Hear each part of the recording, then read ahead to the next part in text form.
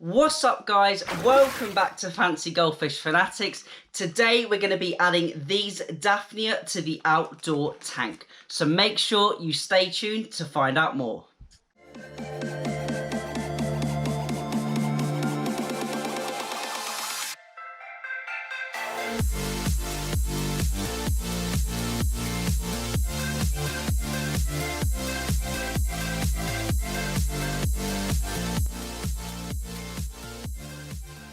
Hey Fanatics family, welcome back. Remember to check out the links in the description, join us on Facebook and give us a follow on Instagram. As I said, today we're going to be adding this culture of Daphnia, otherwise known as water fleas, to the outdoor tank. Now these actually arrived far sooner than I expected, so that is why I'm making this video today instead of in a week or so. So if you saw the previous video, we cleaned out the outdoor tank and we did a big water change on it. The algae is growing really well, so we are ready to add the Daphnia to it now. So I'm going to take you outside and we're going to acclimate them and then we're going to release them into the new tank. So I will see you in a minute. A few moments later. So as you can see, the water is nice and green now. It's been about 2 or 3 days since we did that water change, so the algae is really populated again and it's looking nice and green because it was quite pale once we did the water change. So I've just got the Daphnia here. There's probably around 200 in there, something like that.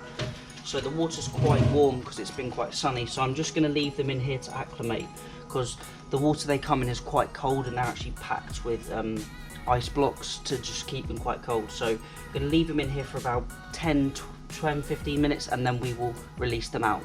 So the Daphnia have now been floating for around 15 minutes, so they're up to the same temperature. I'll just get a close-up for you. There's lots of dirt and muck in there obviously from where they've been collected, but they're all alive in there.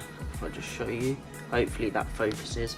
So what I'm going to do is I'm just going to cut the top off and then just slowly release them out into the tank. So I'll just cut the plastic back.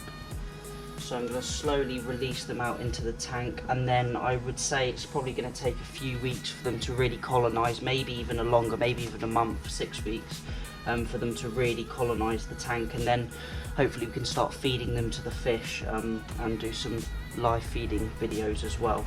Probably what I'll do every so often, I'll be doing sort of 50% water changes, 30% water changes with the nutrient rich water from the goldfish tank, so it really gives the algae some more nutrients to start growing and repopulating. Obviously the Daphnia will be eating it and then producing waste, so it will be sort of a mini cycle, and I'm hoping that they will all survive because obviously, as I said, there's no electricity here, so we've got no air stones or we've got no circulation or filtration, so it is really a trial run, and if it works out then that's a bonus, and if it doesn't then I've lost, well, nothing really, just the cost of the Daphnia, which is like hardly anything. So hopefully you guys can try it at home if it's successful.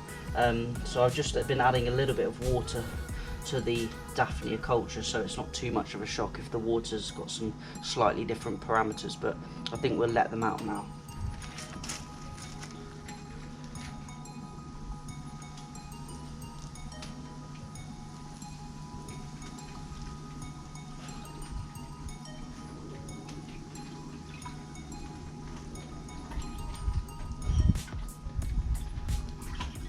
Making sure they're all out of the packet, so there's none left, and hopefully we'll do a few updates on those and we'll see how they are doing in future videos, but for now that's everything outside, so I'll catch you back inside.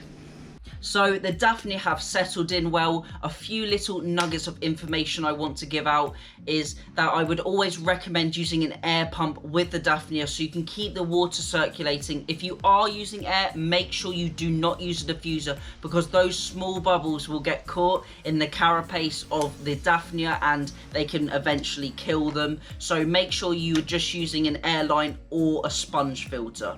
Now also you need to feed the Daphnia. Now I've got a green water culture out there, and you can also use algae paste, and you can also use active brewer's yeast.